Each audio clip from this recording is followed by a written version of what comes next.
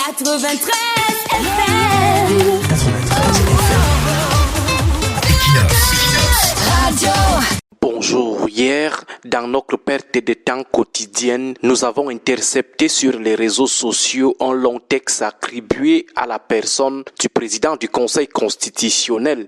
Un très long texte à charge et très menaçant contre Equinox Télévision suite à l'émission Droit de réponse du dimanche 3 novembre 2024. Le texte estime qu'au cours de la dite émission, la personne du président du Conseil constitutionnel a été à tort accusée d'avoir participé à un appel à candidature en Balmayo. L'auteur du texte demande un droit de réponse à Equinox, un droit de réponse qui doit se faire au cours de l'émission Droit de réponse du 10 novembre, dont droit de réponse d'hier, avec les mêmes panélistes de l'émission du 3 novembre. Après avoir lu ce long texte, nous avons immédiatement contacté des sources sûres à Equinox Télévision pour savoir si la maison a été notifiée de ce droit de réponse.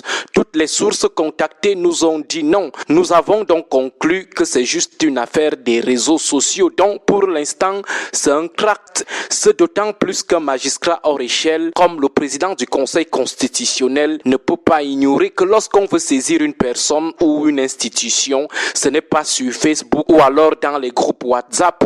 La direction d'Equinox Télévision n'est pas logée à Facebook ni à WhatsApp.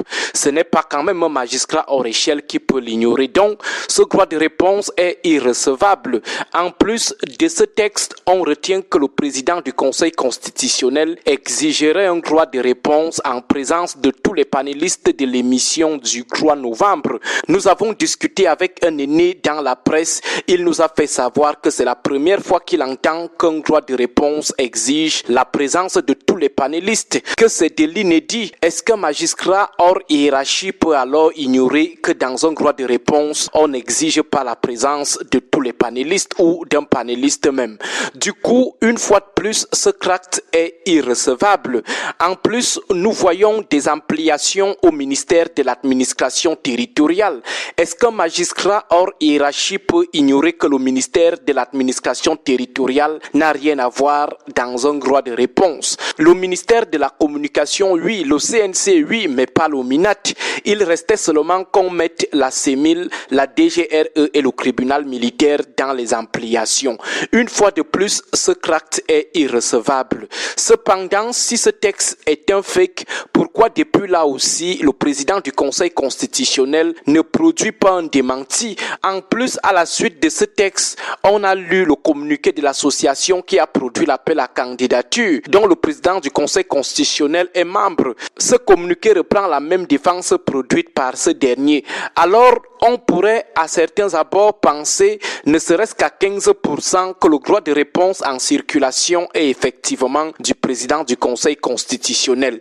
Mais essayons juste de faire comme si c'était lui réellement l'auteur de ce droit de réponse, juste pour mettre en lumière l'irrecevabilité de certains arguments. D'abord, sur la forme, ce droit de réponse est irrecevable. Son véritable destinataire devrait être Cameroun Tribune, qui, avec photo du président du Conseil constitutionnel à l'appui, a révélé que ce dernier avait pris part à une réunion dont l'une des résolutions était l'appel à candidature.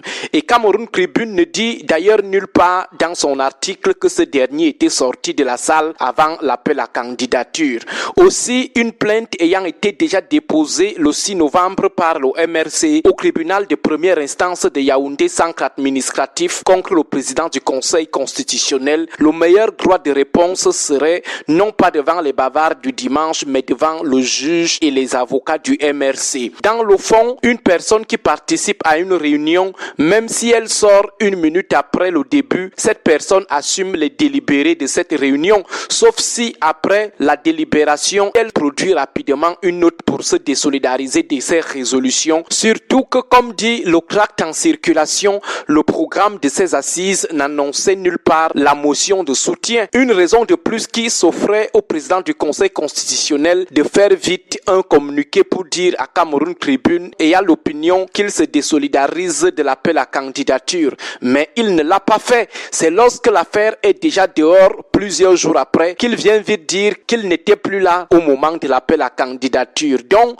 argument certes recevable sur la forme, mais irrecevable sur le fond. Dans le texte, on lit « Cette attitude ne démontre-t-elle pas le cynisme de certains individus déterminés à inciter le peuple à la rébellion et qui crament maladroitement des conspirations ?» En quoi le fait de dénoncer la présence d'un président du Conseil constitutionnel à une réunion dont l'une des résolutions est l'appel à candidature constitue-t-il une incitation à la rébellion?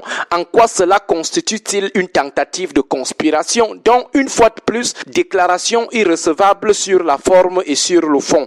Enfin, le président du Conseil constitutionnel dit qu'il a juste assisté aux premiers actes d'une réunion ayant été sanctionnée par l'appel à candidature.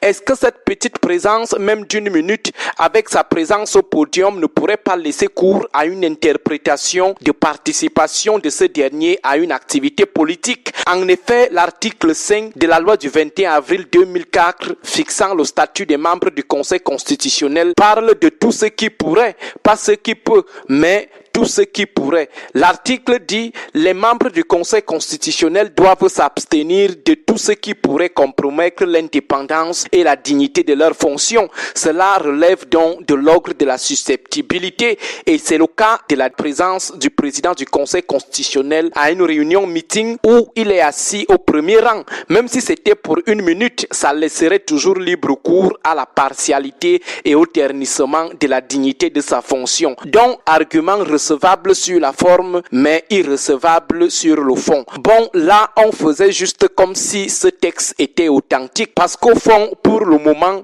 nous maintenons mordicus qu'un magistrat du calibre du président du Conseil constitutionnel ne peut pas être capable de produire ce type de droit de réponse irrecevable à la fois sur la forme et sur le fond. Bon début de semaine à vous tous. 93 FM